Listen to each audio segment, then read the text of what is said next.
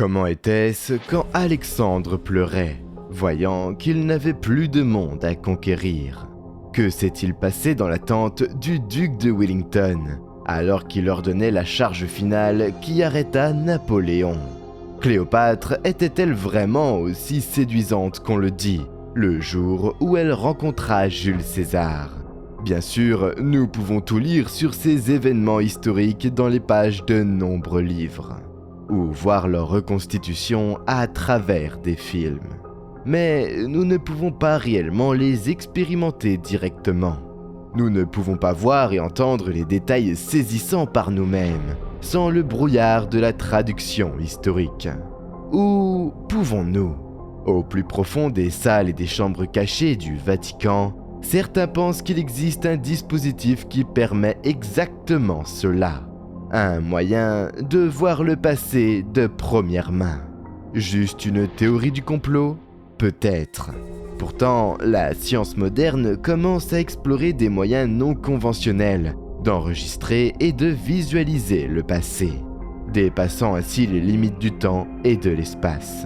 Et ce qu'ils découvrent est étonnant. La capacité de voir le passé par nous-mêmes pourrait-elle être une possibilité technologique dans un avenir proche? Ou peut-être est-ce déjà une possibilité, connue non seulement du Vatican, mais aussi de certains des plus grands penseurs de notre temps? Nous avons tout vu. L'agonie dans le jardin, la trahison de Judas, le procès, la crucifixion. Ce sont les paroles choquantes du père Pellegrino Ernetti, racontées dans le livre de 2000, Le Nouveau Mystère du Vatican, écrit par l'ami et collègue d'Ernetti, le père François Brune. C'était au début des années 1960, et les deux hommes naviguaient le long du Grand Canal, à Venise, en Italie, discutant de diverses interprétations bibliques, quand brusquement, Ernetti proclama que les interprétations étaient inutiles, puisqu'il était possible de voir par soi-même ce qui s'était réellement passé. « Mais comment ?» demanda Brune, sceptique. Ernetti a expliqué qu'au plus profond du Vatican se trouvait un appareil qui permettait à son utilisateur de voir et d'entendre des événements du passé. Non pas une machine à voyager dans le temps, qui renvoyait une personne dans le temps, mais plutôt une sorte de visionneuse de temps, qui ramenait le passé dans le présent. Un appareil qui pouvait se connecter à des événements spécifiques du passé et les afficher sur un écran comme une sorte de télévision voyageant dans le temps. Il s'appelait le chronoviseur, déclara Ernetti. Et avec lui, il avait non seulement les derniers jours de la vie de Jésus, l'agonie, la trahison, le procès, la crucifixion, mais aussi la destruction de Sodome et Gomorrhe, la création des 10 commandements et d'autres moments bibliques, ainsi que des événements historiques notables, comme un discours du célèbre sénateur romain Marcus Tullius Cicéron, une représentation de la tragédie perdue d'Ieste, et même des événements de la vie de Napoléon. Il faut le dire, Pellegrino Ernetti n'était pas un homme excentrique de nature. Il était moine bénédictin, scientifique et auteur, musicologue et président de Pré-Polyphonie, au prestigieux conservatoire de musique Benedetto Marcello de Venise. En d'autres termes, il n'était pas le genre d'homme enclin à raconter des histoires fantastiques. Brune le savait, et commença donc immédiatement à interroger Ernetti au sujet du mystérieux chronoviseur. Ernetti a révélé que l'idée lui était venue plusieurs années plus tôt, alors qu'il travaillait sur un projet avec son collègue, le père Agostino Gemelli, à l'université catholique de Milan. Alors qu'ils tentaient de filtrer les harmoniques des vieux chants géorgiens, ils avaient apparemment entendu la voix du père décédé de Gemelli, parlant à travers l'enregistreur. Intrigué, voire abasourdi, Ernetti a commencé à se demander qu'arrivait-il au son émis par les gens après leur prétendue disparition? Se pourrait-il vraiment que des voix du passé aient été enregistrées d'une manière ou d'une autre? Pour répondre à sa question, Ernetti a réuni une équipe de scientifiques qui ont immédiatement commencé à travailler. Le résultat final, selon Ernetti, était le chronovisor. Curieusement, Ernetti n'a pas voulu révéler les membres de son équipe, même si Brune était sûrement désireux de le savoir, Et en fait, l'identité des scientifiques est restée secrète jusqu'à ce jour. Mais pour de noms remarquables, Enrico Fermi, l'un des concepteurs de la première bombe atomique, et Werner von Braun, le spécialiste allemand des fusées et père de la course à l'espace pendant la guerre froide. Ces historiens, sous la direction de Pellegrino Ernetti, avaient-ils réellement créé une manière de voir le passé ? En 1972, un magazine italien appelé la Domenica del Corriere a publié un article intitulé « Une machine qui photographie le passé a enfin été inventée ».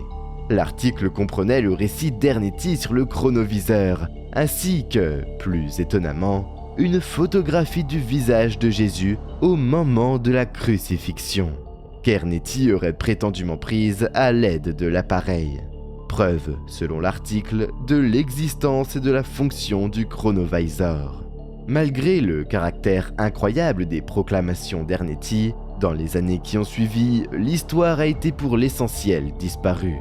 Jamais confirmée, mais non plus jamais complètement invalidée. Pour sa part, Ernetti a déclaré tard dans sa vie que le chronovisor avait finalement été démantelé pour éviter qu'il ne tombe entre de mauvaises mains, ce qui, selon Ernetti, pourrait créer la dictature la plus effrayante que le monde ait jamais connue. Il y a cependant ceux qui croient que quelque part au fond du Vatican, le chronoviseur reste à ce jour caché, intact et fonctionnel. Le chronoviseur pourrait-il vraiment encore exister ? Est-ce que ça a déjà existé ? Ou est-ce juste un canular ? Curieusement, en 1988, le Vatican lui-même a publié un décret officiel sur le chronoviseur, dans lequel il prévenait que toute personne utilisant un instrument présentant de telles caractéristiques serait excommuniée. Pourquoi le Vatican ressentirait-il le besoin de commenter publiquement le chronovisor s'il ne s'agissait que d'un canular ?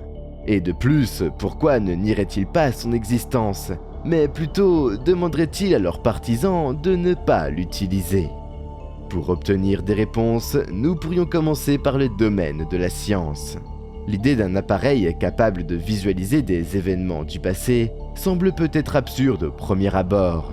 Sauf que nous utilisons en fait quotidiennement des versions rudimentaires du chronoviseur. Un miroir, par exemple, est une sorte de chronoviseur.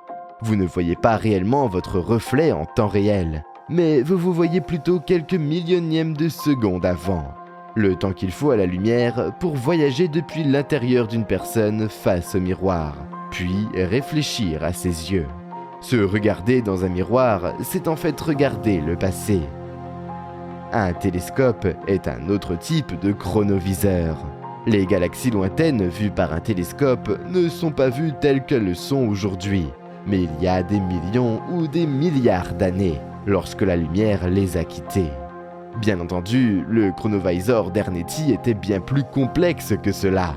Alors que les effets d'un miroir ou d'un télescope sont basés sur la distance, le chronovisor d'Ernetti pourrait se régler sur des moments et des lieux spécifiques du passé, aussi facilement que l'on pourrait changer de chaîne sur son téléviseur. Pour conceptualiser cela, il faudrait peut-être réexaminer ce que l'on entend par temps et par espace. Ernetti a expliqué que son chronoviseur fonctionnait en détectant des images et des sons créés qui flottaient dans l'espace. Cette affirmation est basée sur le principe selon lequel chaque particule de lumière a son propre horodatage unique qui existe éternellement. C'est-à-dire que chacune a sa propre clé unique qui se rapporte à un moment spécifique. En théorie, en regroupant, triant et filtrant les particules lumineuses selon une certaine période de temps, il serait possible de visualiser cette période de temps pour, comme le disait Ernetti, détecter les images et les sons flottants dans l'espace. Bien sûr, simplement parce que la science peut théoriser son existence, ça ne signifie pas que le chronovisor existe ou a existé. Peut-être que rassembler des particules lumineuses horodatées et les organiser en images dépasse le cadre de la science moderne dominante. Cependant, la science dominante proclame désormais que il ne s'agit pas d'images.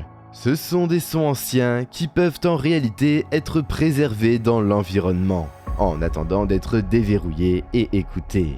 En 2006, une histoire incroyable a commencé à faire son chemin dans les médias grand public. Apparemment, selon certaines informations, une équipe de scientifiques belges aurait pu utiliser des analyses informatiques des rainures d'une poterie vieille de 6500 ans pour extraire des sons, notamment des paroles et des rires émis par les vibrations des outils utilisés pour fabriquer la poterie. Cela pourrait-il être vrai ? Et si tel est le cas, que pourraient trouver d'autres les scientifiques qui se cacheraient dans les artefacts créés au cours des milliers d'années de fabrication de poterie par les humains ? Il existe toute une discipline scientifique, construite autour de la croyance selon laquelle les sons pourraient avoir été enregistrés par des moyens naturels, d'une manière que nous ne comprenons pas encore pleinement. C'est ce qu'on appelle la paléoacoustique, et en effet, les mystères de la poterie d'argile font partie de ses fondements. Considérons un pot en argile filé sur un tour de potier, un motif gravé dessus, avec un stylet qui décore son dessin. Comparez cela à la création des premiers phonographes, où une aiguille gravait un motif sur la surface d'un cylindre d'étain ou de cire. Le fonctionnement des phonographes était que l'aiguille captait les ondes sonores et gravait les vibrations sur le cylindre.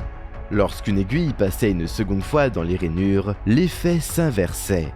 Les ondes sonores ne voyageaient pas de l'aiguille à la surface, mais de la surface à l'aiguille, reproduisant le son enregistré. Selon les théories de la paléoacoustique, un pot en argile fonctionnerait à peu près de la même manière. Le pot agissant comme support d'enregistrement et le stylet comme aiguille. En théorie, les vibrations sonores traversant le stylet seraient gravées dans les rainures du pot, attendant juste d'être restituées comme un phonographe. C'était une idée explicitée dans les années 1960 par Richard G. Woodbridge et David Jones, deux des premiers praticiens modernes de la paléoacoustique, comme l'a décrit Jones. Une truelle, comme toute plaque plate, doit vibrer en réponse au son. Ainsi, passée sur la surface humide par le plâtrier chanteur, elle doit graver un enregistrement de type gramophone de sa chanson dans le plâtre. Une fois la surface sèche, il peut être lu. Mais en fait, la paléoacoustique existe depuis bien plus longtemps, puisque la théorie selon laquelle une sorte d'enregistrement immémorial existe dans l'environnement, attendant juste d'être déverrouillée, a été postulée pour la première fois au XIXe siècle par Charles Babbage, qui, incidemment, était également le premier à proposer le concept d'ordinateur programmable. Comme il l'a expliqué avec éloquence dans son exposé fondateur sur l'impression permanente de nos paroles et de nos actions sur le globe que nous habitons, les pulsations de l'air, une fois mises en mouvement par la voix humaine, ne cessent d'exister avec les sons qu'elles ont donnés, aussi forts et audibles qu'ils puissent être dans le voisinage immédiat de celui qui parle, et au moment immédiat de l'énonciation. Leur force rapidement atténuée devient bientôt inaudible aux oreilles humaines. Les mouvements qu'ils ont imprimés sur les particules d'une partie de notre atmosphère se communiquent à des nombres sans cesse croissants. Mais la quantité totale de mouvements mesurés dans la même direction ne reçoit aucune addition. Chaque atome perd autant qu'il donne et reprend aux autres atomes une partie de ces mouvements qu'ils abandonnent à leur tour. Les vagues d'air ainsi soulevées parcourent la surface de la Terre et des océans, et en moins de 20 heures, chaque atome de son atmosphère reprend le mouvement modifié. À cause de cette portion infinitésimale du mouvement primitif, qui lui a été transmise par d'innombrables canaux, et qui doit continuer à influencer sa trajectoire tout au long de son existence future.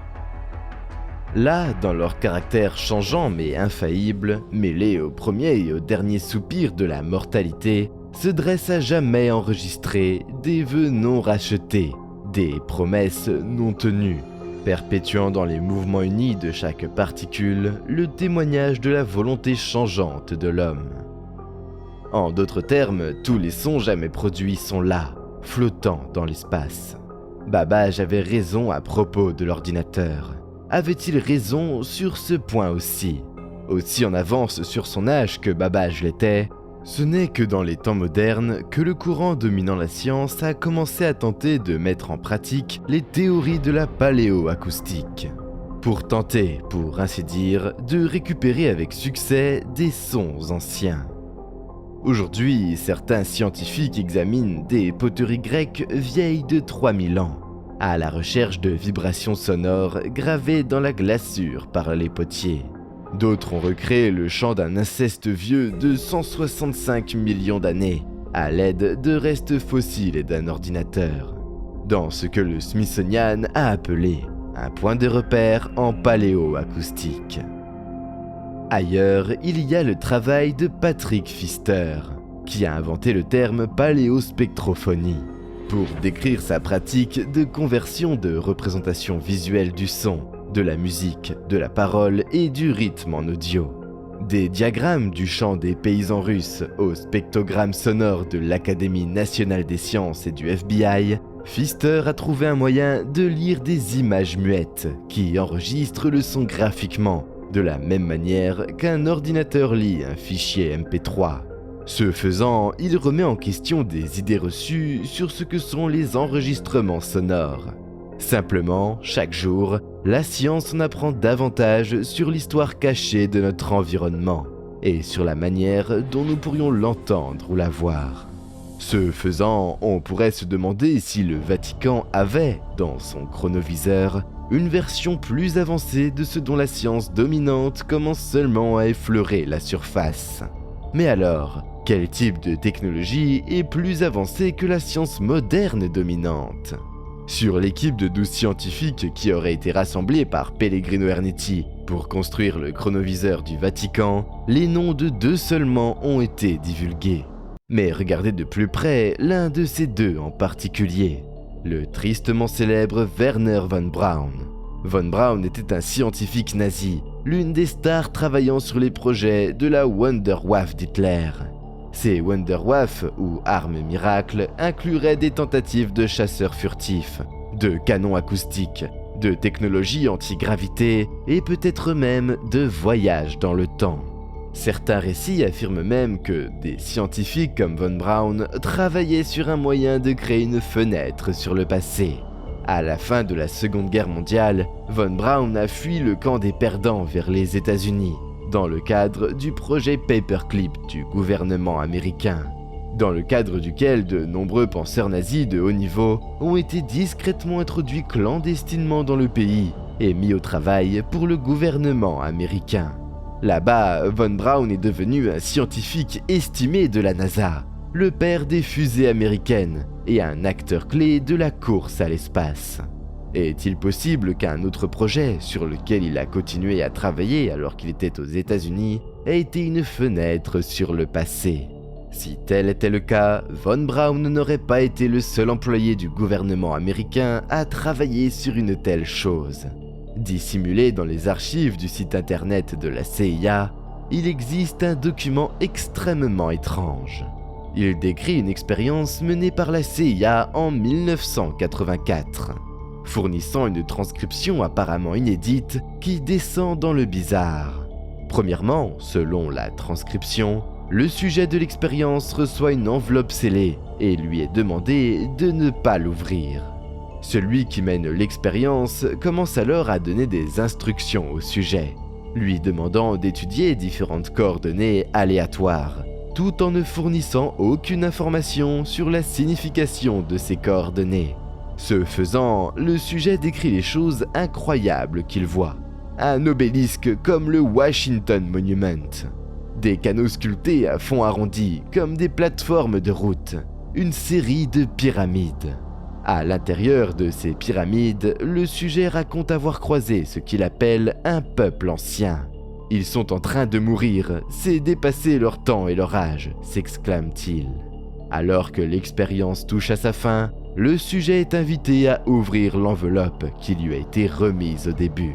À l'intérieur, écrit sur une carte de 3 par 5 pouces, se trouve ce qui suit. La planète Mars, période d'intérêt environ 1 million d'années avant Jésus-Christ. Intitulé « Exploration de Mars, 22 mai 1984 ». Il semble que le document raconte une véritable histoire d'une tentative de la CIA d'utiliser ce qu'on appelle la projection astrale pour visiter la planète Mars il y a 1 million d'années. Ce que le sujet décrivait alors, c'étaient les vestiges d'une ancienne civilisation martienne. Nous avons même une vidéo des restes de pyramides et d'obélisques maintenant découverts sur Mars, exactement comme le sujet l'a décrit en 1984, ainsi qu'un visage mystérieux ressemblant à celui du grand sphinx. Le lien vers la vidéo sera dans les commentaires ci-dessous. Cela peut paraître bizarre, mais pour la CIA, ce n'est décidément pas le cas. En fait, l'expérience faisait partie de ce qui était connu sous le nom de projet Stargate, une opération dans laquelle la CIA testait la possibilité de tout type de pouvoirs paranormaux. Des documents accessibles au public révèlent que le projet se concentre sur la psycho-énergétique, définie comme les processus mentaux par lesquels l'individu perçoit, communique avec et ou perturbe les caractéristiques d'une cible, d'une personne ou d'un événement désigné éloigné dans l'espace et ou le temps de celui-ci. Plus spécifiquement, le projet Stargate s'intéressait à la visualisation à distance, c'est-à-dire à l'utilisation de l'esprit seul pour voir des choses qui ne sont pas immédiatement présentes, qu'elles soient dans le présent, dans le passé ou même dans le futur. Aussi bizarre que cela puisse paraître, il ne fait aucun doute que la CIA étudie attentivement ces choses. La seule question est, jusqu'où sont-ils allés ? Tout a commencé avec un homme nommé Andrew Basiago, un avocat de Seattle qui a affirmé au milieu des années 2000 qu'il avait participé à une opération secrète du gouvernement américain, connue sous le nom de Projet Pegasus. Selon Basiago, il avait été recruté alors qu'il était enfant dans le projet, qui expérimentait des technologies très avancées comme la téléportation et le voyage holographique dans le temps, envoyant des enfants comme lui sur différentes planètes et à différentes époques de l'histoire. Quant à ses expériences, Basiago a décrit avoir regardé le discours de Gettysburg d'Abraham Lincoln et d'avoir été présent au Ford's Theatre la nuit de son assassinat. Il avait visité, dit-il, la tente du champ de bataille de George Washington pendant la guerre d'indépendance et était même retourné voir Jésus. On pourrait noter la similitude de ces affirmations avec la description par Ernetti de son utilisation du chronoviseur. Les récits de Basiago et d'Ernetti étaient-ils similaires parce qu'ils utilisaient la même technologie fondamentale ? Le projet Pegasus pourrait-il simplement représenter la prochaine génération du projet Chronovisor de Wernher von Braun et sa Wunderwaffe au Vatican, en passant par la CIA et au-delà? Peut-être que nous ne connaîtrons jamais les réponses, ou peut-être que la science moderne nous le dira assez tôt. Merci d'avoir regardé. Si vous avez apprécié la vidéo, n'hésitez pas à cliquer sur le bouton j'aime. Et si vous êtes nouveau, appuyez sur le bouton s'abonner et sur la cloche à côté pour les futures notifications.